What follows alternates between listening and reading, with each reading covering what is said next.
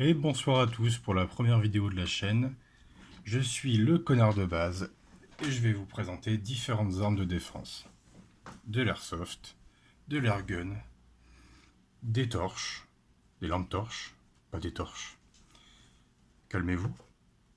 Un peu de couteau, si ça vous tente. Et les accessoires qui vont avec. Pour aujourd'hui, on va être sur le T4E Humarex 11 joules en revolver, barillet de 6 coups. À la base, avec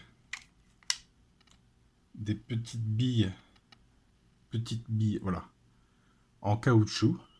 Bon, petite, pas tant que ça, hein. C'est du calibre 50, ça fait 12,7 mm, il me semble. Et donc ça a beaucoup de puissance. C'est une arme de défense vraiment pour la maison, mais on peut quand même s'amuser pour du plinking, ou... Enfin bref, se faire plaisir sur des objets, quoi. Petit détail qu'on peut mentionner, c'est que la munition est déjà quand même ravageur, hein. Ça fait mal. Ça fait très mal. C'est relativement bien précis quand même. En même temps, c'est pour de la courte distance. Et voilà. Ce qu'on peut faire aussi, c'est tout simplement avoir des billes de métal au bon diamètre. Enfin, là pour le coup, c'est de l'acier. Et je peux vous dire qu'avec ça dedans, alors là, attention, ça fait très mal. Et d'ailleurs, je l'ai mis dans mon sens. Voilà. Ça fait très mal. Pour avoir testé sur vraiment des matériaux résistants, bon, évidemment que la bouteille en verre, même si elle est épaisse, elle éclate en 1000 morceaux, 10 fois. Juste avec les billes en caoutchouc, vous pouvez avoir le même résultat. Donc, vraiment, la bille acier, c'est soit pour le fun pur, sur des cibles vraiment costaudes, style vous voulez pénétrer, je sais pas moi, une pastèque de long en large, bah vous pouvez le faire avec ça, quoi. Alors que la gomme coin va rester bloquée dedans si elle rebondit pas dessus. Ce qui peut être dangereux aussi. Parce qu'à la base, c'est pas fait pour tirer sur des choses, sur des supports qui vont faire que le caoutchouc rebondit sur vous. Hein, évidemment, parce que là, bah ça sert à rien. Autant ne rien avoir. Donc, là, merci Luis. Là, la munition acier, donc c'est soit voilà, pour vraiment se faire plaisir sur du plinking, ou alors, ben, tout simplement, personnellement, ce que je fais, c'est ça. Donc voilà, on met la sécurité, on l'enclenche, et donc ce que je fais, c'est que en général, je laisse, je sais pas si on va bien voir, ouais, on voit que ça brille un peu, ouais, on voit. Je laisse une bille ou deux avant celle en acier. Je parle pour la défense. Ce qui permet tout simplement de ne pas être dans l'hyper-violence et le pénalement responsable, alors que à la base, vous vous défendez, vous êtes chez vous. Et de pouvoir contrer quelqu'un qui serait sous stupéfiant ou peu importe. Mais quelqu'un qui arriverait à ignorer la douleur des billes en caoutchouc. Je peux vous dire que ça, juste dans les côtes, je vous déconseille de viser le crâne, vraiment. À moins que vous soyez en danger de mort, bien évidemment. Où là, vous aurez le droit à peu près tout, en fait. Mais c'est aussi pas mal pour tirer les deux premiers coups. Donc ça part très facilement. Et des premiers coups qui vont paralyser l'adversaire. Et ensuite, c'est leur métal, donc l'acier, qui va tout simplement le neutraliser à 100%. Qui se relève pas, quoi. Parce que s'il se relève, bon, il n'y a que 6 coups là-dedans. Et s'il encaisse le caoutchouc, à part l'énerver et aggraver votre cas, franchement, ça sert pas à grand chose. On parle toujours de cibles vraiment, d'individus vraiment belliqueux, insensibles à la douleur, vraiment pour le psychopathe, quoi. Donc là, ce que j'ai fait, c'est que là, c'est pas livré avec, hein. J'ai rajouté juste un petit laser et une petite flashlight, donc puissante, normale, aveuglante. Alors, pourquoi le laser? Vous me direz, sur une distance courte, c'est quand même pas non plus... voilà. Mais, il s'avère que, petit défaut, mais vraiment petit, parce que bon, encore une fois, c'est sur de la courte distance, il n'y a pas de marquage au niveau des mires. Donc, c'est quand même... Ça peut être problématique, ça peut en gêner certains qui ont vraiment l'habitude. Personnellement, ça va. De toute façon, l'ergonomie du revolver fait que c'est vraiment simple de viser et on tire quand même des projectiles. C'est gros, hein. Donc ça c'est pareil, ça va éviter des tirs qui auraient presque touché avec des billes plus petites mais qui auraient raté leur cible, quoi. Avec ça, bon, franchement, faut être vraiment mauvais tireur, quoi. Et encore, même quelqu'un qui a jamais tiré, je pense que c'est quand même dur de rater un être humain avec ça. Surtout qu'on a 6 coups, contrairement à son grand frère fusil à canoncier, qui n'a que 2 coups d'autonomie, qui est plus puissant, qui a 16 joules. Mais bon, si on rate, ou si ça ne suffit pas, ou qu'on a touché des parties pas vraiment sensibles, là, clairement, vous allez être, désolé, mais dans la merde. Alors que là, ça vous prend qu'une seule main, il y a quand même 6 coups d'autonomie. Dans l'autre main, vous pouvez avoir ce que vous voulez. Je parle pour la défense du domicile. Que ce soit une grosse lampe pour aveugler, mais vraiment une grosse. Que ce soit, je sais pas moi, ce genre d'attirail. Les matraques à ailettes. Et d'ailleurs qui sont également en flashlight avec plusieurs styles, donc plusieurs modes. Également le mode aveuglant. Bon, évidemment qu'avec ces deux petites choses-là, votre domicile est protégé et vous ne risquez pas de tuer quelqu'un. Contrairement au fameux calibre 12. Bon, c'est joli, c'est mythique, mais c'est casse-prison.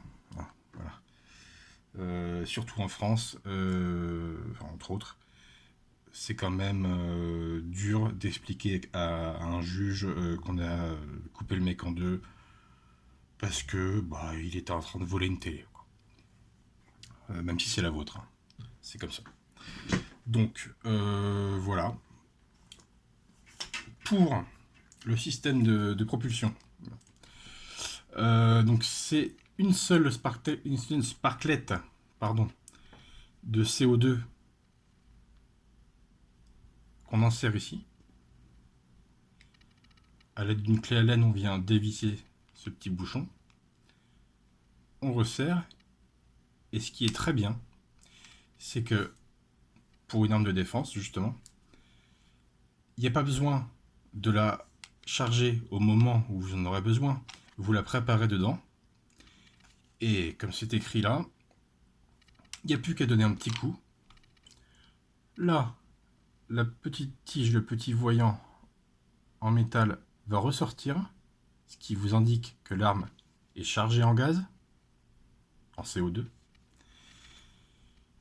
Et vous avez à peu près 2 chargeurs, je vais pas dire 3, vous avez 2 chargeurs d'autonomie, ce qui est bon, largement suffisant parce que bon, j'estime que quand on a vidé 12 balles Parce que oui, ce qui est bien, c'est que c'est assez rapide de changer de barillet, de recharger, quand on y arrive. Et donc c'est quand même un bon combo, mais bon voilà quoi, c'est largement suffisant au niveau de l'autonomie. C'est pas fait pour aller faire la guerre, c'est pas fait pour faire des parties d'airsoft, et c'est pas fait pour aller au stand de tir.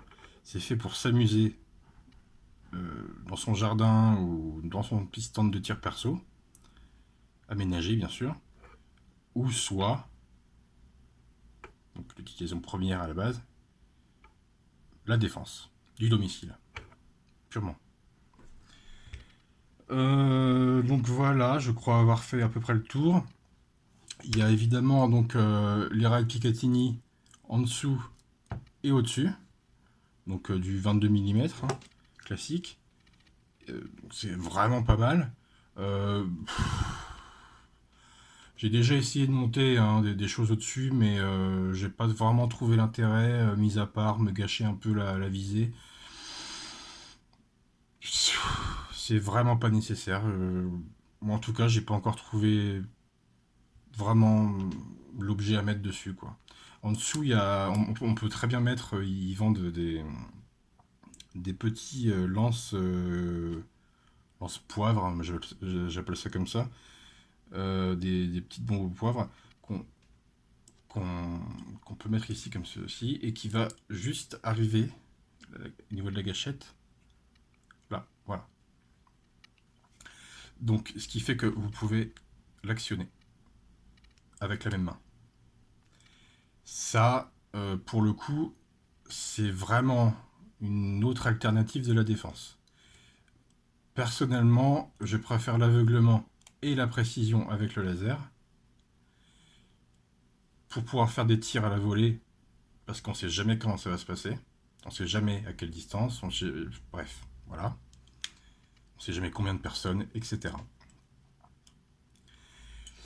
Le poivre, c'est bien, mais il faut en général les bons poivres. Hein, je parle pas de poivre culinaire, évidemment. C'est des bombes qui sont quand même en général faits pour, et uniquement pour, qui coûtent pas 10 euros, qui sont... oui, bon, c'est surtout ce que je trouve le plus efficace, c'est le gel. Mais bon, encore une fois, il faut réussir à viser les yeux. Le spray, c'est bien, mais comme beaucoup de choses, quelqu'un qui va être vraiment véhément sous l'emprise de stupéfiants, d'alcool ou peu importe, d'une maladie psychotique ou bref, ça peut être n'importe quoi. C'est des choses qui vont pas forcément suffire et qui peuvent même se retourner contre vous. Voilà. En tout cas, pour l'avoir testé en situation réelle et sur du plinking, il est très très efficace. Surtout par rapport à son prix, on le trouve à sans réduction, hein. Il me semble 89 euros maintenant. Et en pack, il est dans une centaine d'euros pour avec je sais pas combien de balles caoutchouc, des sparklets, enfin etc. Quoi. Sachant que dans les munitions, vous pouvez choisir les munitions proposées par les magasins, hein. Évidemment pas les billes d'acier, parce que ça, bon, je vous déconseille quand même au maximum d'avoir recours à ça sur quelqu'un. Enfin, la bille d'acier, c'est vraiment faut éviter. Mais donc on peut acheter des billes tout simplement type paintball. Il me semble que c'est le même calibre, je suis pas sûr. Donc si c'est le cas, enfin si c'est le même calibre, ça doit être trouvable, mais vraiment à des prix défiant toute concurrence. Et il y a aussi ce qui me semble être un très bon compromis pour la défense entre la létalité et la non-létalité. C'est donc les billes caoutchouc, donc comme celle de base, avec de l'acier à l'intérieur. Donc meilleure pénétration dans l'air, meilleur impact. Bon, pour une arme de défense, c'est vraiment ce qu'on lui demande, hein. Donc pourquoi pas tout simplement prendre ces billes-là et s'assurer d'avoir vraiment l'efficacité quasi maximale de cette arme de défense, hein. Je dis que c'est une arme, hein, il n'y a pas de problème, hein. À partir du moment où on peut littéralement exploser l'œil de quelqu'un ou lui faire un chaos technique, un chaos tout court, en une seule bille d'acier, bon, voilà quoi. C'est plus du jouet, c'est plus une réplique, c'est une arme de défense. Donc attention, toujours faire très attention. Ne la sortez jamais de chez vous, évidemment. C'est beaucoup trop dangereux, mais pour tout le monde, hein. Surtout pour vous. Vous vous faites gauler avec ça, mais vous allez faire un tour de grand 8, hein.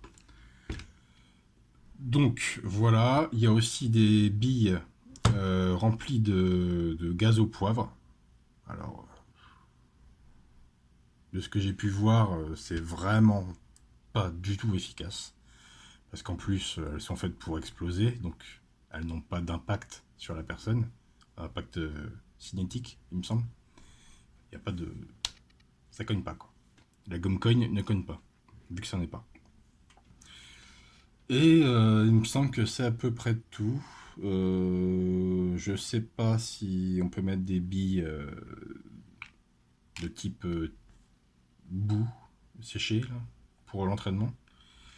Parce que vu la puissance, ça se trouve, ça va exploser dans votre canon. Et bon, pour nettoyer ça, voilà quoi.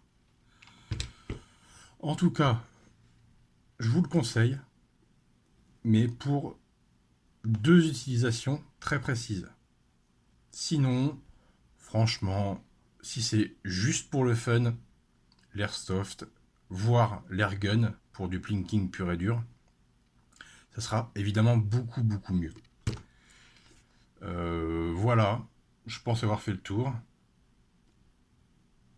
Peut-être que si ça vous plaît, bah, j'organiserai un petit champ de tir plinking chez moi pour vous montrer un peu de quoi la bébête est capable.